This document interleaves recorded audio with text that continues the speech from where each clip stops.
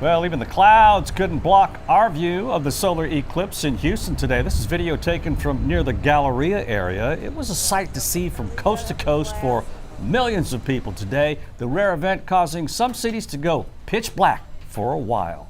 Totality happens when the moon completely blocks the sun. And our crews were spread out across the state to capture it all. We've got live team coverage this afternoon, bringing you the sights and sounds of today's eclipse. We're going to start with Cheetah Craft in Bandera, Texas. Hey, Cheetah. Hey guys, that's right. Here in Bandera, Texas, about 30 minutes outside of San Antonio, we started the day off with fantastic images of the eclipse. I mean, it was spectacular. And then just before totality, the clouds did build in. But you know, even though the clouds did build in, everyone we spoke to said this was a once in a lifetime experience. I thought it was amazing. I mean, you know, obviously we all were hoping for clear skies, but even with clouds, it was magical. It got real dark. I mean, it was dark like night. And that was just such a creepy, sort of surreal experience. And to be, you know, with a lot of other people here experiencing it together, I thought it was super cool. And you know, it was really super cool. In fact, during totality, when it did get dark really, really fast, the temperature dropped by about 12 degrees here. The winds did pick up, so we felt all the effects, even though the clouds were in place. Of course, we were hoping for that clear sky, but you know what? Everyone had a wonderful time. Guys, here from Bandera, Texas, back to you. All right, thank you so much, Cheetah Craft. The path of totality included Killeen, Texas, where the clouds parted just in time to wow a big crowd there. Jason Miles live with more on how it all went. Jason.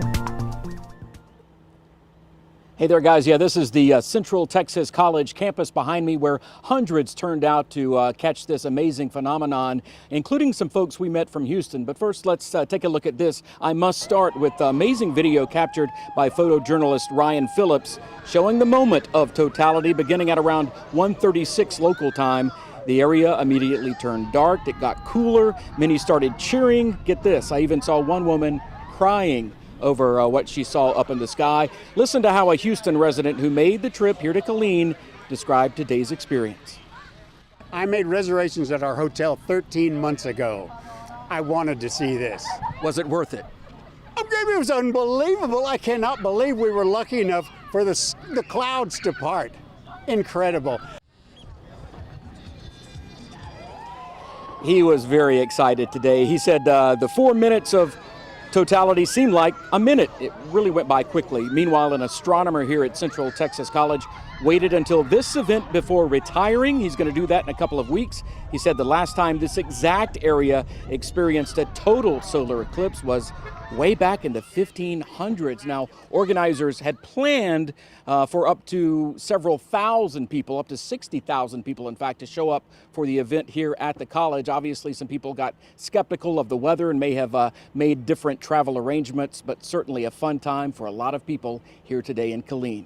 Reporting live, Jason Miles, KHOU 11 News. Yeah, Jason, tell Ryan Phillips you got some great pictures out there. Thank you so much out there in Killeen. Yeah, the experience so moving for so many people. And hey, what could be better than taking in the eclipse than at Space Center Houston itself? Zach Tawatari spoke to visitors from all over the world and has learned a lot about the people who've come to Houston for this incredible experience. Zach. Yeah, I want to ask you guys, do you know what an umbraphile is? Well, it's someone who chases an eclipse. And all of these dots on this map are visitors here to Space Center Houston.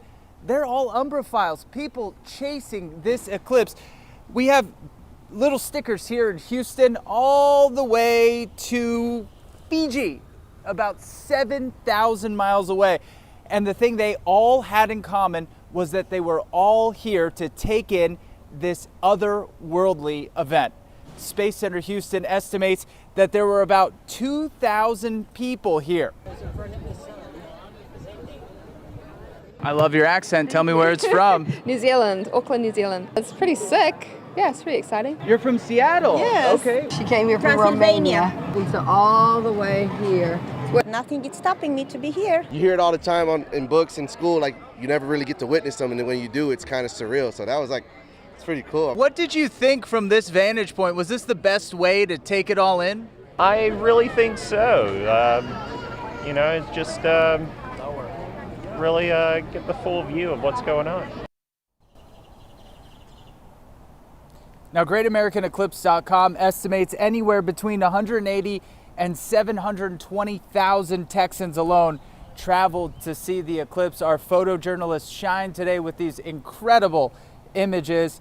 What an incredible event. Live from Space Center Houston in Space City, Zach Tawatari, KHOU 11 News. You know, Zach, I think today we were all Umbraphiles. Umbraphiles. We were all into it. Thank you so much. Hey, now that the solar eclipse is over, a lot of you may be wondering about its impact, including how did the state's power grid hold up? Our Michelle Choi joins us live now from the newsroom. Michelle, you've been keeping a close eye on the grid all day. How did it hold up?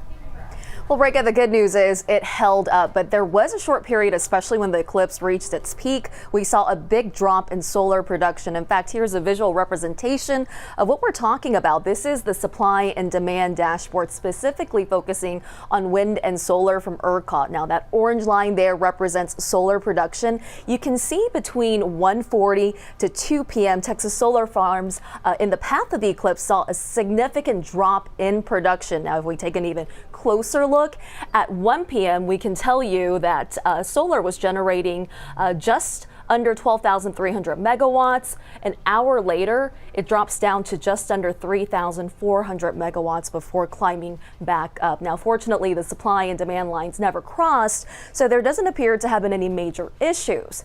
Now, today's celestial event is something ERCOT's been preparing for the past 11 days. The agency told us it's been staying in touch with its suppliers and closely monitoring the weather.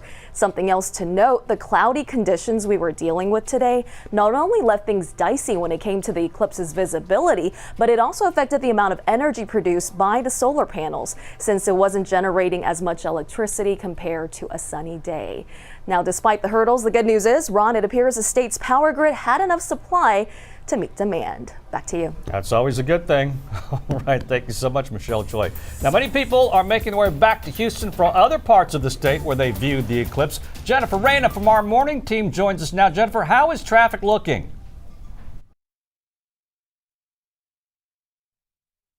We've definitely got it flip-flopped, Ron, just as far as like my morning versus my evening traffic. So, hey, it's good to see you in this hour. I'm not noticing any major congestion from the outskirts, especially I was looking at 249, parts of 290, I-10, the Katy freeway. We'll just hone in on the one problem that's here in town, northeast part of town. It's going to be 610 westbound at Wayside, where we do have a wreck working.